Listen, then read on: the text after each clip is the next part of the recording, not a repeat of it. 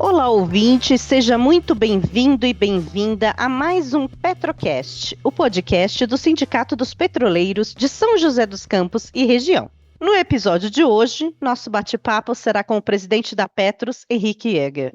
Formado em Economia pela Universidade Federal Rural do Rio de Janeiro e pós-graduado em Economia pela Universidade Federal Fluminense, ele tem um extenso currículo com passagens pelo IBGE, o Instituto Brasileiro de Geografia e Estatística, e pelo DIEESE, o Departamento Intersindical de Estatística e Estudos Socioeconômicos, além de ter sido pesquisador do INEP, o Instituto de Estudos Estratégicos de Petróleo, Gás Natural e Biocombustíveis. Olá, Henrique, seja muito bem-vindo ao Petrocast e muitíssimo obrigada por aceitar nosso convite para esse bate-papo. Boa tarde, Ana. Eu que agradeço o convite, reforçar aqui o agradecimento ao Sindipetro de São José dos Campos, a você que está conduzindo aqui o podcast.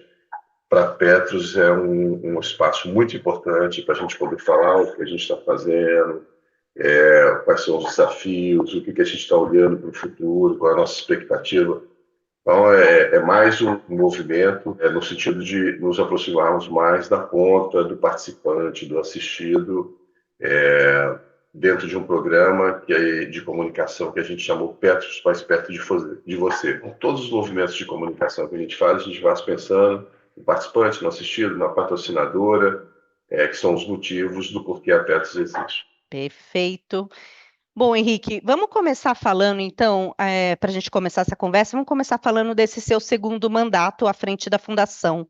Nessa sua volta à presidência da Petros, quais foram os maiores desafios que você encontrou e quais as principais medidas que já foram tomadas na sua gestão? Bom, a gente definiu um tripé. Quando eu retornei a Petros e a nova diretoria se formou, a gente definiu três bases em que nós queríamos atuar, três campos que nós queríamos atuar mais fortemente. Primeiro, governança, que era fortalecer mais ainda a governança da Petros e fazer o que a gente chama de efeito catraca, que evoluiu na governança no passado recente, ou nos últimos anos, a gente não ia voltar atrás. Então, fortalecer a governança por meio do aumento da transparência. Então, a gente criou várias iniciativas para aumentar a transparência da Fundação, principalmente divulgando e explicando para o participante as informações que nós estávamos divulgando.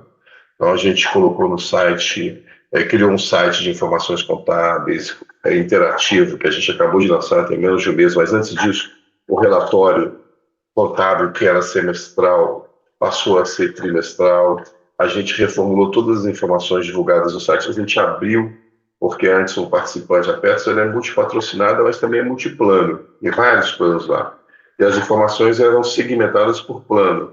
Então, se eu como associado de PP2, não tinha a informação do PPSP repactuado, do PPSP não repactuado. Agora a gente está abrindo as informações para que todos tenham as informações. Inclusive, o relatório anual passou a ser público, coisa que não era antes. Então, tem esse tripé de fortalecer a governança, tem um tripé de aproximação com o participante, não, que a gente chamou esse programa de Petros Mais Perto de Você, que esse talvez tenha sido o programa que o petroleiro percebe mais. Bom, a questão da comunicação também, para aquela pessoa que entra no site, a gente tinha feito um esforço, mas o Petros Mais Perto de Você ele é implicado em uma série de ações que estão chegando na ponta dos petroleiros. Uma delas é o Petros Itinerante, a gente vai estar semana que vem aí em São José, se não me falha a memória, 16 e 17, é isso?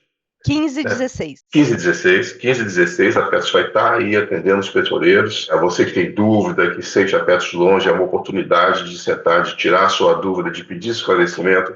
Algumas pessoas têm necessidade. Vou dar um exemplo. Ontem, na Petros, foi uma senhora que teve um AVC em 2018 e o marido morreu em 2021. E desde esse momento para cá, ela estava tentando pedir o pecúlio e a aposentadoria, ela não conseguiu. Ontem ela foi na Petros, a gente retomou o atendimento presencial na Petros, já atendemos mais de 1.200 pessoas e ela foi e conseguiu ter o benefício, conseguiu pegar o pecúlio. Então você que tem uma demanda, que tinha dificuldade de entrar em contato com a Petros, essa é uma oportunidade, nós vamos estar aí nos dias 15 e 16 para atender vocês. Como fomos na Bahia, como já fomos no prédio do Rio de Janeiro, como já fomos em São José, no litoral paulista, Então, estamos fazendo um esforço de fazer esse programa de PETS itinerante. Para além disso, a gente voltou com atendimento presencial no Rio. Eu dei esse exemplo da participante que foi atendida, e que era uma pensionista, e que, com uma história trágica nos últimos anos, mas que a gente conseguiu, pelo menos, dar um alento para ela, que é pagar o pecúlio que ela tinha direito e pagar o benefício dela. E o presencial é fundamental para isso. Então, retomamos o presencial no Rio de Janeiro e estamos avaliando se a gente vai conseguir abrir no ano que vem em outros lugares nessa estratégia de se aproximar. Também estamos visitando as patrocinadoras, visitando os estados. Eu fui em vários estados do Brasil, fui no Paraná, fui em Minas, fui na Bahia, fui em São Paulo, tanto no litoral paulista como em Campinas e no sindicato no centro de São Paulo. A gente está fazendo um movimento de viajar pelo Brasil para ficar mais próximo mesmo do participante e ouvir. A gente sabe que esse é um momento difícil, e essa era a terceira parte da nossa estratégia inicial, que era minimizar os impactos do PED, principalmente para os trabalhadores do PPSP, do Plano Petrobras repactuados e do Plano Petrobras não repactuados. Então, a terceira parte da nossa estratégia, o terceiro tripé, era minimizar os impactos do PED e assessorar todos os recursos possíveis a negociação que vinha em andamento e ainda está em andamento, envolvendo Petrobras e os representantes dos trabalhadores, e que nesse momento esse grupo de trabalho produziu um estudo que desdobrou num grupo que agora envolve também órgãos do governo, envolve a Previc e envolve a SESC, que está discutindo tentar buscar uma solução para esse problema que a gente sabe que vem afetando muito o trabalhador petroleiro desses dois planos que eu chamei a atenção. Realmente, esse é um dos pontos que o pessoal sempre reclama aqui, né? É uma das grandes lutas aí da categoria. Bom, e sobre esse ano, como é que está a rentabilidade e as estratégias de investimento aí das carteiras dos planos, Henrique? Esse ano tem sido um ano muito difícil, muito difícil. A gente fez um movimento, terminou um movimento que a tinha até iniciado antes de eu assumir, que é um movimento de imunização nos planos PPs e SPs, no plano repactuados, não repactuados, no pré-70, repactuados, não repactuados. A gente fez um movimento. O que significa esse movimento de imunização? A gente aplica uma média de 80% dos recursos desse plano em títulos públicos marcados, quase todos eles na curva. Com isso, a gente diminui o risco do plano e aumenta muito a probabilidade do plano não ter déficit no futuro. Por que a gente não fez 100%? Nos pré-70, a gente quase fez 100%. Basicamente, o ativo dos pré-70, ele é basicamente título público e a carteira de empréstimos. Mas nos planos PSPR e LR tem um legado, tem alguns investimentos do passado que a gente não consegue se desfazer deles, porque eles não têm liquidez no mercado. Então a gente atua nesses investimentos para que eles venham a dar resultado. Então você tem a maior parte do ativo aplicado em título público, mas tem ali um legado que a gente vem trabalhando para melhorar a qualidade deles e também sempre buscando possibilidade de saída. Tendo possibilidade de saída, se ela for vantajosa para os trabalhadores, para o plano, consequentemente para o participante assistido, nós vamos fazer. Então, em que pese esse movimento de imunização, esse ano a gente começou o ano, terminou o ano passado muito bem, mas o ano começou com uma expectativa de queda da taxa de juros nos Estados Unidos. Começou com uma fuga do capital do mercado de renda variável no Brasil, e no Brasil um aumento da inflação, não um aumento da inflação, mas uma expectativa de que a inflação pudesse aumentar, e mais do que isso, uma espera para o desenrolar da conjuntura internacional, porque estava acontecendo nos Estados Unidos, porque estava acontecendo na China. A China, a gente tinha uma expectativa de voltar a crescer o que crescia no passado, isso não se verificou, muito pelo contrário. A China baixou o patamar de crescimento, vem estabilizando em torno de 5%, ela crescia 7%, 8% ao ano. Isso significa menos demanda. O caso da Vale é um exemplo claro disso. A Vale vem com o preço da ação caindo, porque a demanda de minério caiu muito e a demanda era puxada pela China. Você também teve uma queda dos preços do petróleo, recentemente até aumentou um pouquinho por conta de uma coisa trágica, que é a guerra no Oriente Médio, vem matando milhares e milhares de pessoas. Mas a economia americana, a expectativa era ter 4 quedas na taxa de juros, e a taxa de juros alta americana ela atrai capital para os Estados Unidos para eles aplicarem títulos públicos. Então, se você baixa a taxa de juros lá, esse capital vai buscar rentabilizar em outro lugar, e ele até admite aumento de risco, como é no caso do Brasil e dos países em desenvolvimento. O risco é um pouco maior, mas se o retorno compensa, eu venho para cá. Só que os Estados Unidos não baixou a taxa de juros, ele veio abaixar a taxa de juros há um mês atrás. E quando ele baixou, o mercado, numa estratégia de tentar rentabilizar ao máximo o seu resultado, começou a questionar a política fiscal do governo. Então, você baixou a taxa de juros, em tese, você poderia atrair capital, mas o mercado, capitaneado lá pelo pessoal da Faria Lima, criou um cenário, né, que, na minha avaliação, não condiz com a realidade, porque a gente está crescendo com baixa inflação, a economia vai bem, o déficit não está explodindo, mas criou um cenário de instabilidade que afetou o investidor estrangeiro que não veio. Então, com isso, e aí o governo, paralelo a isso, a gente está tendo essa seca, que nós estamos observando, que está obrigando o governo a colocar para funcionar algumas térmicas e que está aumentando a conta de luz. Então, você está tendo um aumento da conta de luz. Esse repique um pouco, esse cenário do mercado falar que tem uma instabilidade na política fiscal, de um lado. De outro lado, um aumento dos custos, principalmente de energia, tem levado a uma possibilidade de um aumento da inflação. Isso, aliado, também é importante chamar a atenção para um crescimento robusto da economia, deve crescer mais de 3%. Isso gerou uma expectativa de aumento de inflação que fez com que o Banco Central atuasse voltando a aumentar a taxa de juros. Então, isso afeta, de uma modo geral, a rentabilidade. Você abriu a curva e afeta a rentabilidade principalmente dos planos CDs e CVs. Então, a gente vem performando muito próximo do objetivo de retorno da meta atuarial nos planos BDs, mas nos planos CDs e CVs a gente vem apanhando muito por conta desses fatores e a taxa de juros afeta muito esses planos, porque nesses planos o governo obriga as fundações a marcarem os títulos a mercado, e isso é muito ruim. Isso traz muita instabilidade, porque marcado a mercado todo dia o preço varia. Quando você marca na curva, não, você sabe que você vai receber 100, quando o título vencer, ele está lá marcado a 100 e você vai recebendo os juros ao longo do tempo. Marcado a mercado, não, a cada dia, em função da oferta e da demanda, varia. E quando a taxa de juros sobe, o preço do título cai. Então, o preço do título caindo, isso afeta a rentabilidade da fundação. Estamos trabalhando, o ano não acabou, estamos todo dia acompanhando o investimento. O Miguel, que é o diretor de investimento interino, a gente está no processo de seleção do novo time, está o tempo inteiro trabalhando para tentar melhorar a situação, mas é um ano desafiador.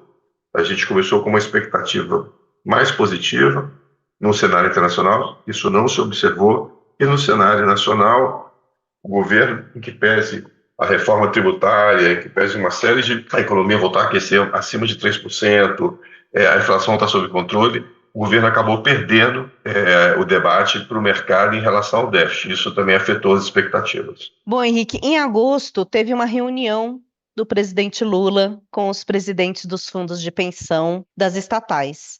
E foi até noticiada a intenção do governo federal de que os grandes fundos de pensão retomem os investimentos em infraestrutura, sobretudo nos projetos do PAC, o Programa de Aceleração do Crescimento. Você pode esclarecer aqui para a categoria o que realmente foi discutido nessa reunião? Porque esse assunto sempre vem à tona, a cada reunião de aposentados, o pessoal pergunta muito.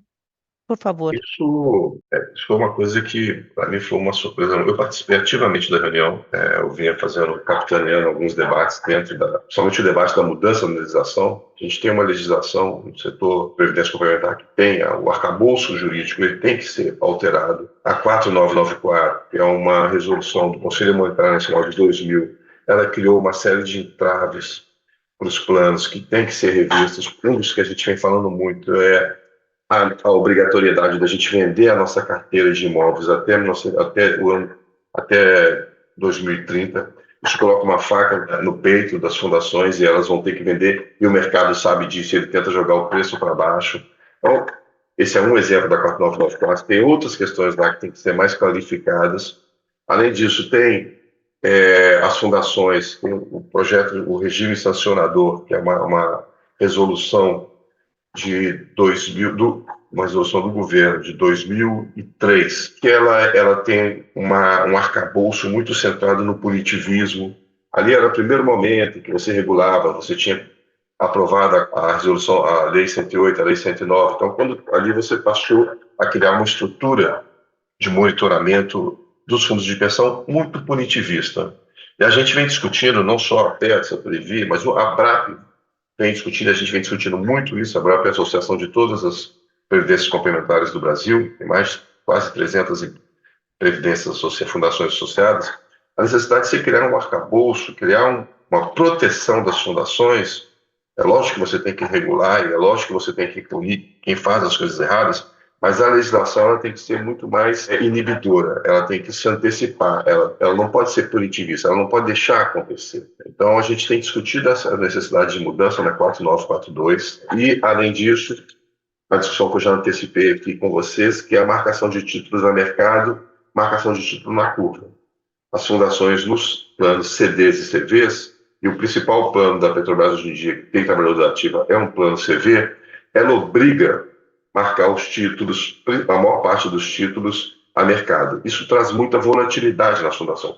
Para se proteger disso, as fundações têm que aplicar em títulos de curto prazo. Eu sei que eu vou pagar para o petróleo daqui a 20 anos, mas eu tenho que comprar um título no máximo até 5 anos, porque se o título é de curto prazo, o risco dele é menor. A variação de preço dele é menor, ele afeta menos a minha demonstração, ele afeta menos o meu resultado. Isso é ruim para a Petros, que ela poderia estar comprando um título de longo prazo e tendo uma rentabilidade maior, e é ruim para o governo, porque faz com que a dívida dele fique no curto prazo.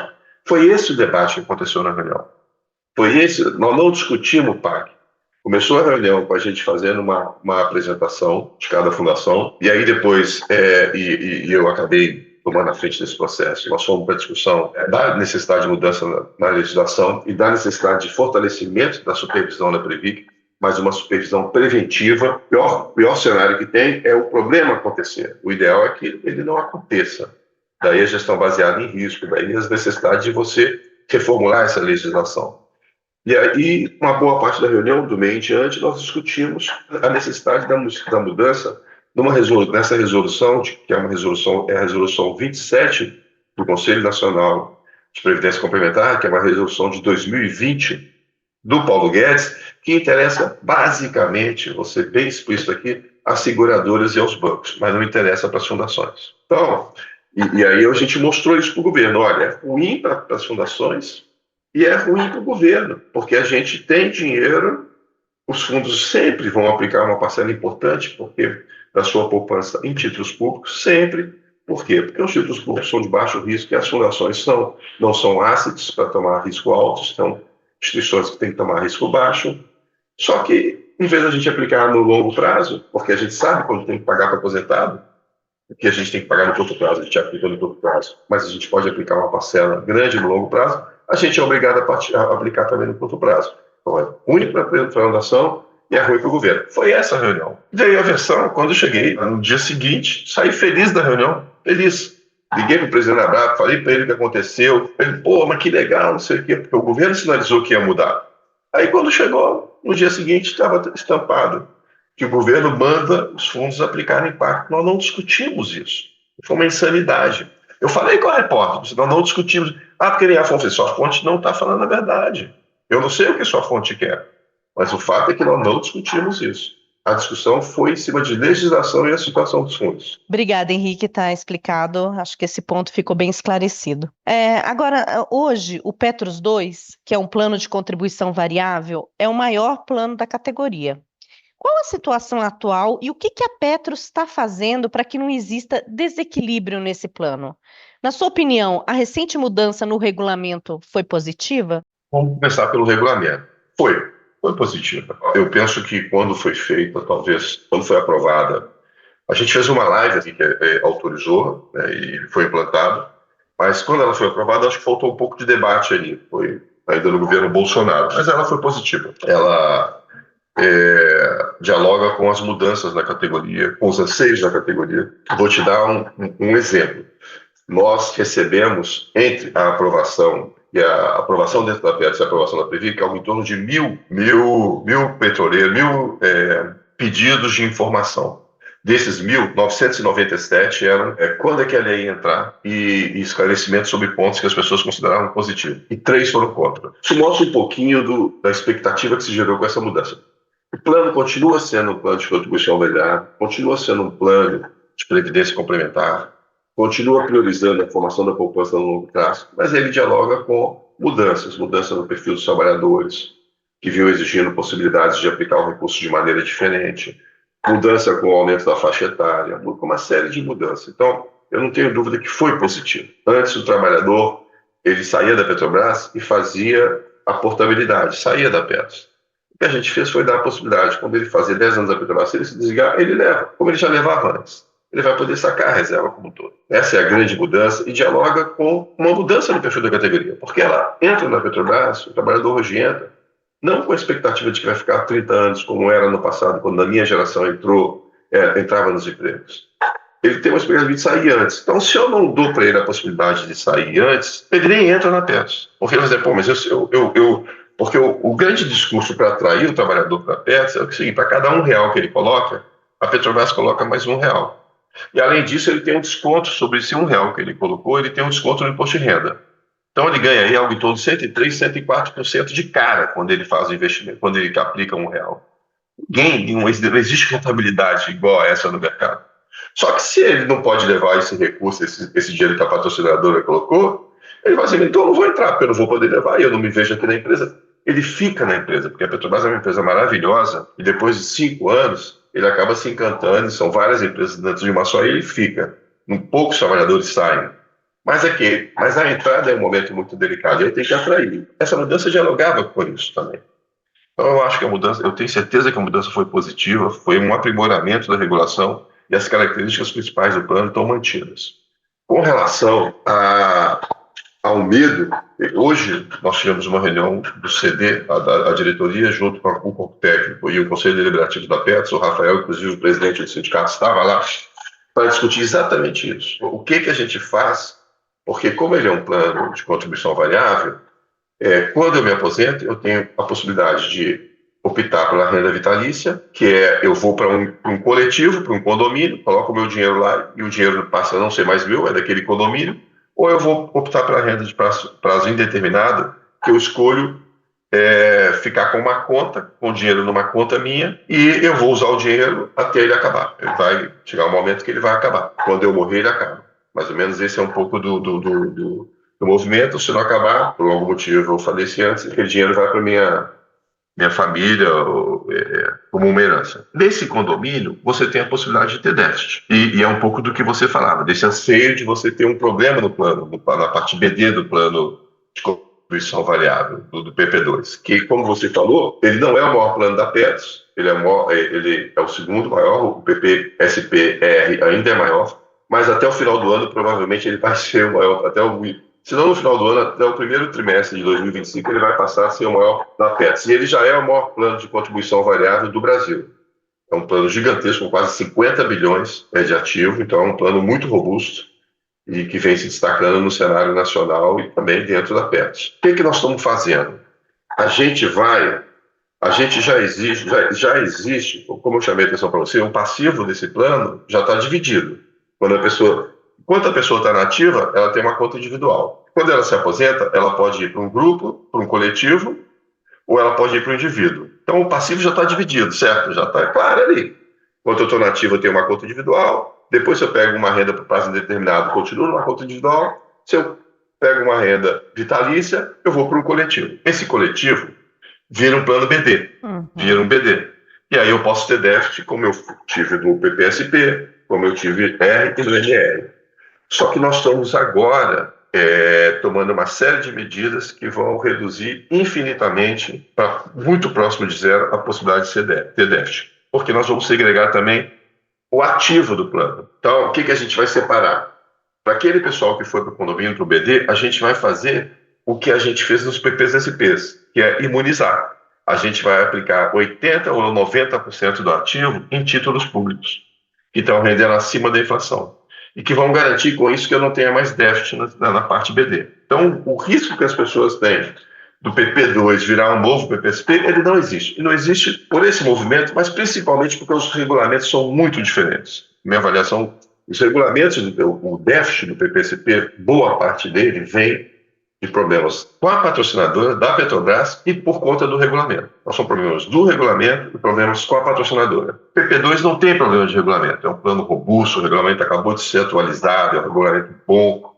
Então, tanto que o número de ações, o passivo contingencial do plano é insignificante. Pouquíssimos trabalhadores entram na justiça contra a Petros por conta de problema no PP2. Completamente diferente dos PPs-SP. Então, esse processo de segregação, que não é segregação, mas de separação do ativo, que nós estamos fazendo nesse momento, vamos fazer até o final do ano, e ele vai se consolidar no primeiro tri do ano que vem, ele vai mitigar o risco de você praticamente zerar ou levar muito próximo a zero a probabilidade de você ter déficits no PPSP, na parte BD dele, e ter que fazer equacionamento.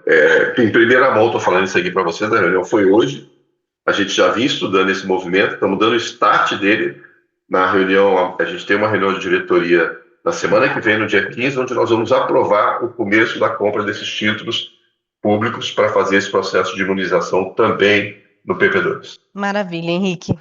Bom, para a gente já ir caminhando aqui para o final desse bate-papo, eu gostaria que você dissesse para a gente o que os participantes e assistidos podem esperar do futuro da Petros. Ano que vem a Petros faz 55 anos. A Petros tem, entre os seus participantes, 2.700 pessoas com mais de 90 anos e 101 pessoas com mais de 100 anos. Uau. A Petros paga desde o seu primeiro mês, porque a Petrobras já tinha os pré-existentes. Já tinha aposentado antes da Petros existir.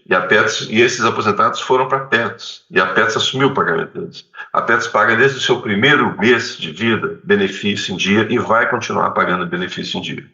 Então é uma instituição sólida, é uma instituição que evolui a cada dia, é uma instituição que é destaque. Agora a gente está em semana que vem, nós vamos estar em São Paulo, no Congresso da ABRAP.